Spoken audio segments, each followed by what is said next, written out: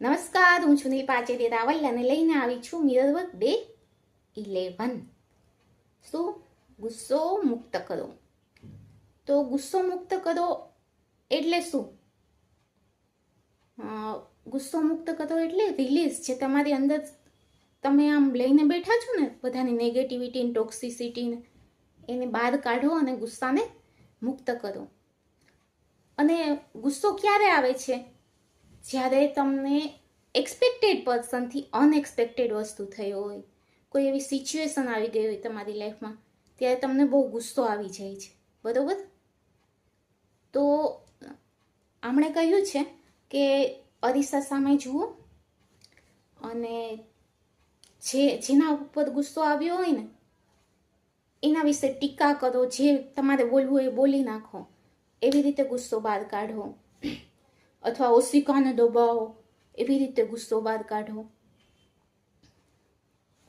આપણી એક રીત છે, આપણી રીત કે આપણે ટ્રિગર પોઈન્ટ શોધીશું.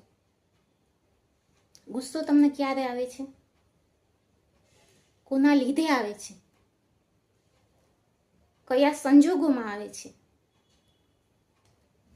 કોઈ ટોક્સિક પર્સન એવું હોય, નકારાત્મક વ્યક્તિ હોય, કઈ વ્યક્તિના લીધે આવે છે અને સંજોગો શું છે, એ આપણે એક પર્સનલ ડાયરી બનાવશું, પર્સનલ ડાયરીમાં લખશું, બરોબર? એ ડાયરીમાં આપણે આપણા ટ્રિગર પોઈન્ટ લખશું. આપણે આપણી જાતને ઓબ્ઝર્વ કરવાના કે ક્યારે ક્યારે આપણને ગુસ્સો આવે છે,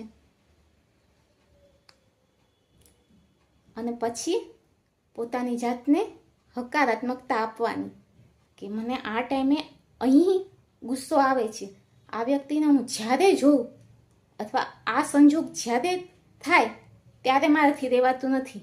આતામાજી સટકી, પણ આપણે આતામાજી સટકલી નહીં, આપણે ઓમ શાંતિ ઓમ એમ કરી અને શાંતિથી એ પરિસ્થિતિ હેન્ડલ કરવાનું છે.